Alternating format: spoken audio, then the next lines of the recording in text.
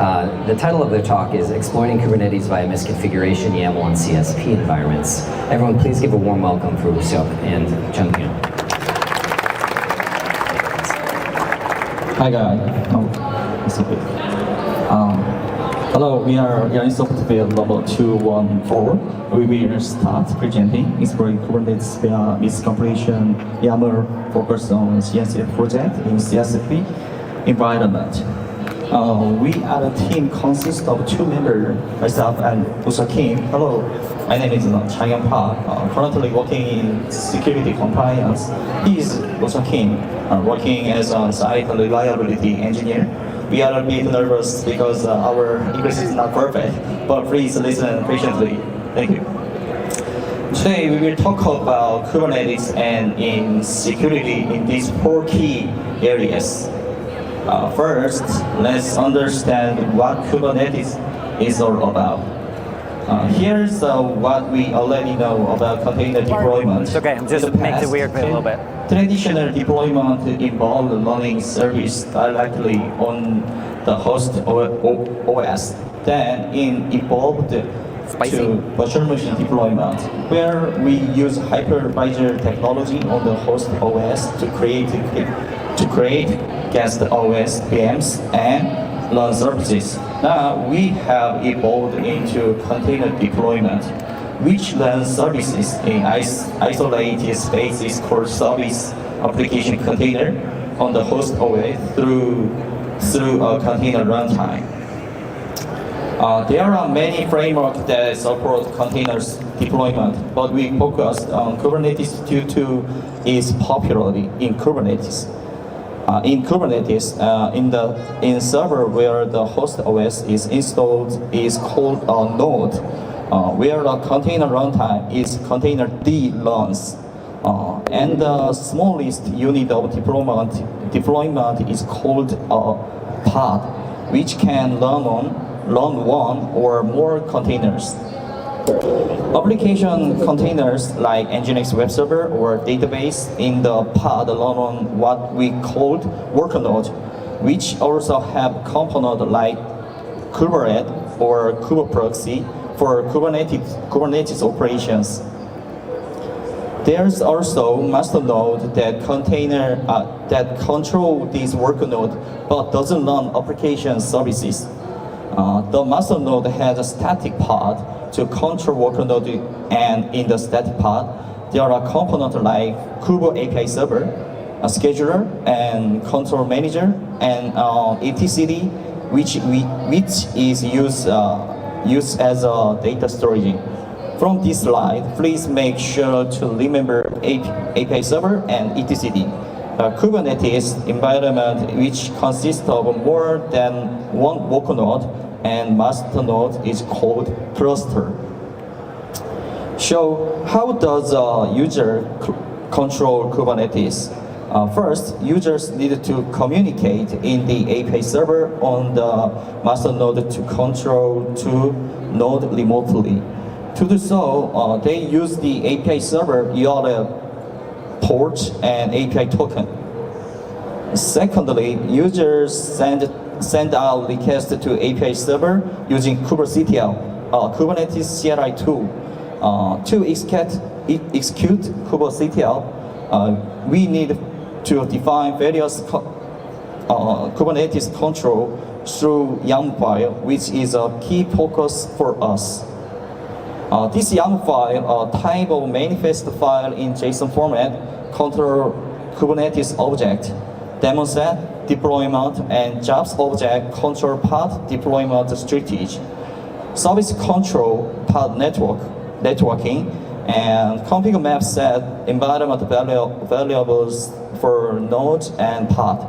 It also set all role-based access control for API tokens and path security policies. To configure YAML file, you need to define 4 essential fields: API server version, kind, metadata, and spec.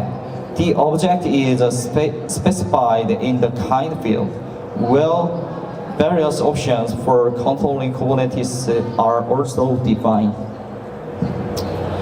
The third step is sending the YAML file to the API server using an API token transmittable via HTTP in JWT format. In a bit more detail, the processes follows this structure. When a user requests the API server using a YAML file with kubectl and an API token, the API server verified the law associated with the token and then execute the request to define the YAML file. The master node then uses this YAML file to manage worker nodes accordingly. Next, what risk does Kubernetes have? First, you can take over a pod by exploiting vulnerability in the application running in the container within the pod. After the pod takeover, they might escalate privilege from the worker node to the master node and cluster. Lastly, they could use the pod API token to access the secret in the master node's etcd, such as database credentials, API keys, TLS certificates, and SSH keys. This is our main scenario to be discussed. So, how can we make it easier to exploit such as a seemingly complex scenario? To take over the worker node after the pod takeover, a 0 and 1 day exploit and security policy misconfiguration are required. Vulnerabilities that allow RCE and remote file read are absolutely necessary for many services uploaded to the container. The worker node, as in the master node, inter-node communication is at risk even without 0 and 1 day exploit. If the role-based access control setting of the API token is misconfigured, our presentation focuses on this vulnerability security policy and role-based access control setting. There are many security policies that can be defined in YAML file in Kubernetes, but we will cover 4 HostPID and 3 security context options. When deploying a pod, if HostPID is true in the YAML file, you can read the worker node process from the pod. As you can see in the upper right image, but when HostPID is first, only the pod processes in the output when the psaux command is executed in the pod. If HostPID is true, as shown in the lower right image, the worker node's process is output along with the pod processes. If this option is true, and attacker hijack a pod, it becomes easier to exploit further because they can see the node processes. The following is a low probability escalation in security context. This security policy allows binaries with CNCF set to be executed with user privilege. If CNCF is set to bin cat and allow privilege escalation is first, when you're trying to read the etc shadow file with root privilege, escalation is not possible. If it is set to true, it lets you escalate permission and lead to etc shadow file. Now let's develop into capability within the security context. Capabilities allow us to segment Linux kernel permissions selectively, granting some of these kernel privileges from the worker node to the pod. While there are numerous types of capability, assigning privileges such as sysadmin and netadmin to a pod can introduce significant risk. For example, suppose we add NetAdmin capability to a pod and deploy it. Without this capability, operation like bring down the Ethernet 0 interfaces will fail. However, with NetAdmin permission, the pod can successfully execute Ethernet 0 down, effectively controlling the network interface part of the workload. This means with the right capability, a pod can manipulate critical resource of the workload, highlighting the importance of cautious capability segment assignment. The last security context privilege gives the pod of same privileges as the workload. This is probably developed for debugging purpose, but it is a privilege that you really need to be careful about when operation service. As shown in the figure on the right, if you set privilege to true for the pod, you can access our resource and the workload. Let's now look at the Kubernetes role-based access control settings.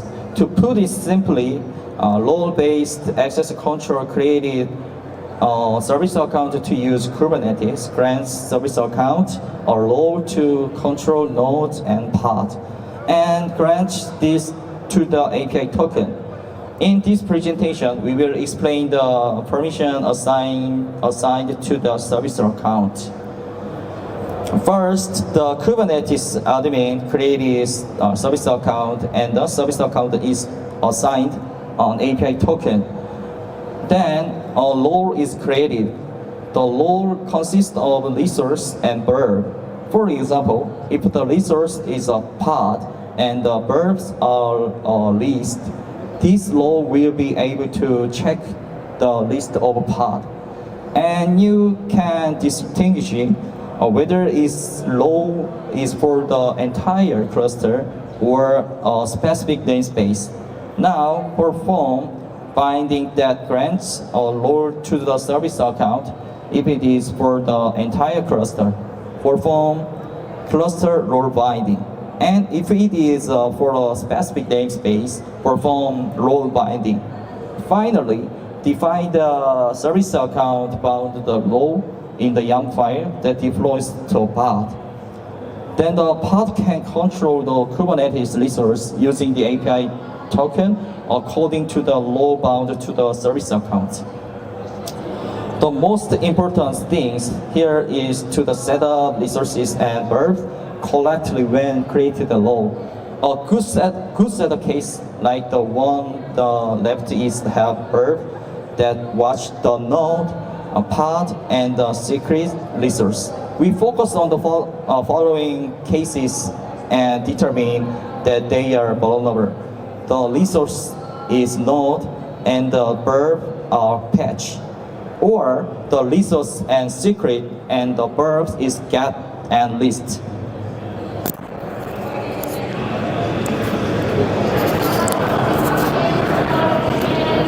Hi, I am also Kim. This is my first overseeing presentation, so I'm very nervous. Thank you.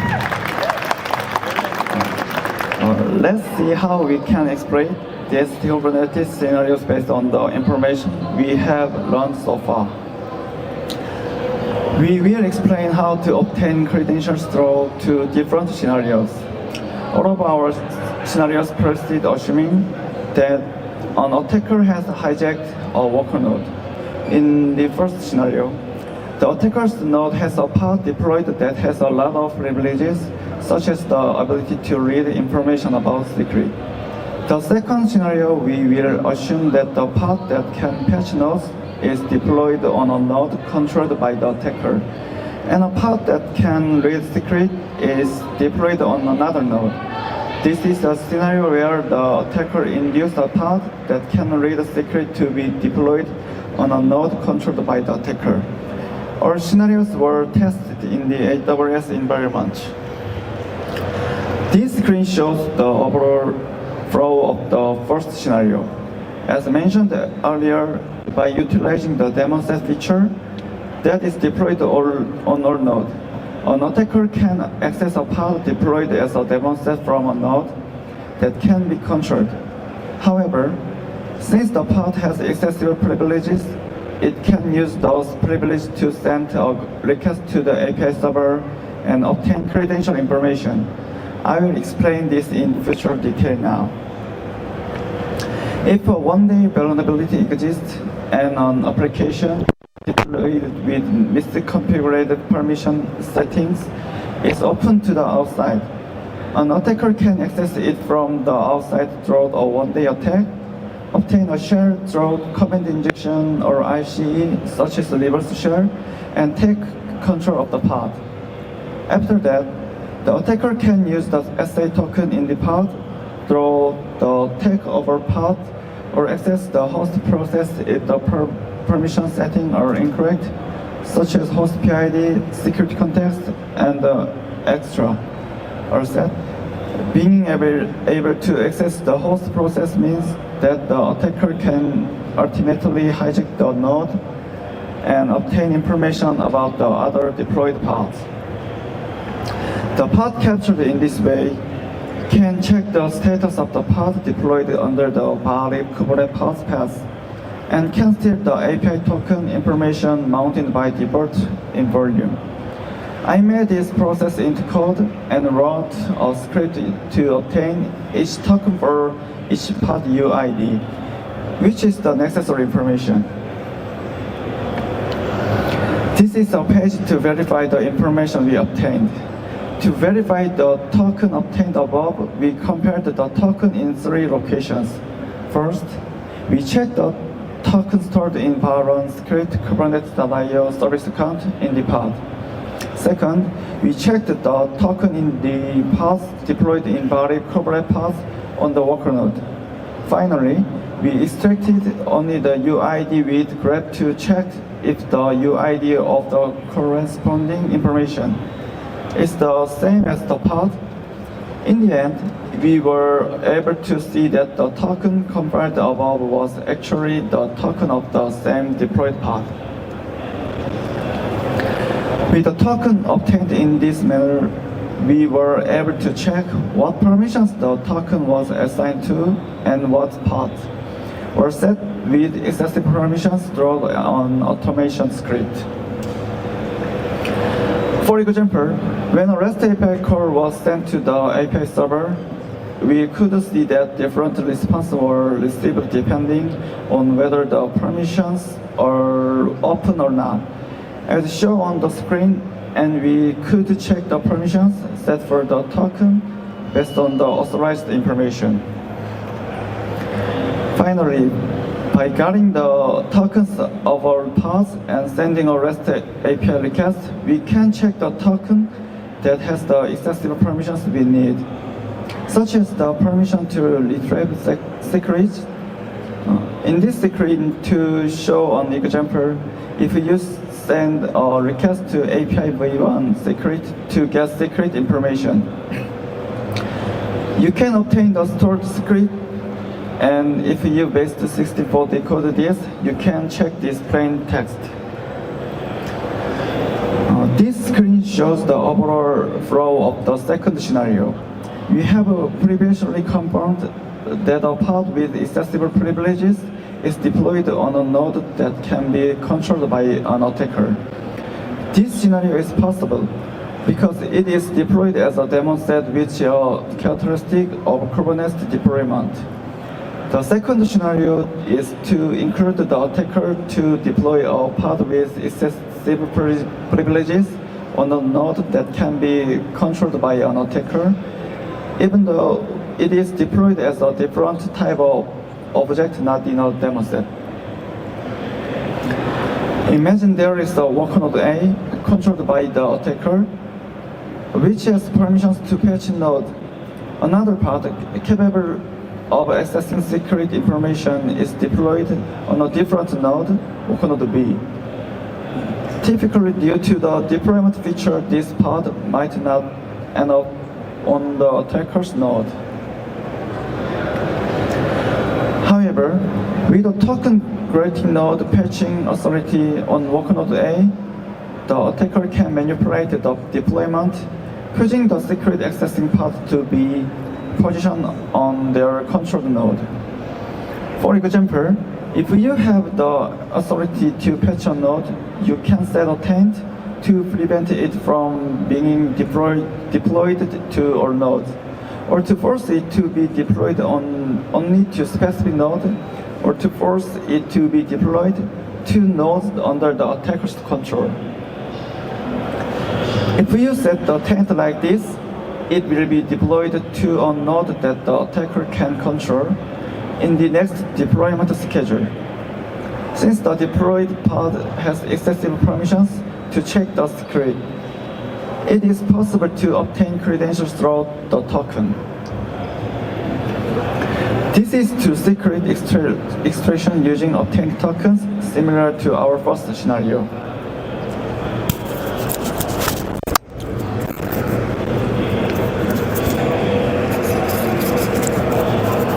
What do you think? Don't you think this is very unrealistic scenario? We thought so at first too. We looked for the case where our scenario happened in the real world. First, in the misconfiguration security policy, there was a case where privilege and HostPID were true, and Uso Kim reported this and has the CVE. What about role-based access control then? We were able to find a commit that changed the verb of secret to be restricted in Kubernetes and OpenCruise, which are among the various projects in Kubernetes. We got some ideas from here. We thought, why don't we do some research on CNCF project for Kubernetes? CNCF has metrics defined as graduate, incubating, and sandbox, and there are about 200 of them. We defined vulnerable pattern in the YAML file for incubating and sandbox projects. First, the security policy mentioned of is set to true, and the deployment strategy is demo set and deployment. The role is cluster role and role. And in resource, we create a pattern and analyze two cases where it is not patch or secrets get leaked. Looking at CNCF landscape, there are over 140 incubating and sandbox projects. To sum up, there were many misconfigurations in the CNCF project YAML file that corresponded to the vulnerable pattern we created. In the case of role-based access control setting misconfiguration, there are 15 sandboxes and 5 incubatings. In the case of security policy misconfiguration, there are 33 sandboxes and 9 incubatings. We found and reported a total of 22 bug cases. Unfortunately, there were some duplicate cases, but it was interesting that there were hackers like us who find bugs. Also, there was place called test code to send a response mail. We are proving that it's a real test code. Lastly, there was a case that was scoped out. We are sad. If there is a CNCF project manager who received our email, please respond. However, 9 out of 22 reports are in the processes of issuing CVEs. I hope they will be issued. We are looking forward to it. Finally, let's talk about Kubernetes security overall. There are many security frameworks for Kubernetes. For example, there are CIS benchmark, WASP Kubernetes Top 10, and Kubernetes Pod Security Standard, Here we also advise that you carefully set your security policy and role-based access control setting as we explained. However, this framework often only check the YAML file created by Kubernetes users. CNCF projects often do not check with the framework or have holes. This is because we naturally think that it is set well. Some CNCF projects use the option because that is absolutely necessary. Therefore, we must understanding why security policy and role-based access control setting are necessary in CNCF projects. And it can be monitoring through CSPM in CSP environment. Lastly, there are supporters who helped with the presentation. We were able to present today thanks to the support of South Korea Security Education Program BOB and Chun Sang-yu and our company. And I just had a baby 3 weeks ago. Yeah, thank you.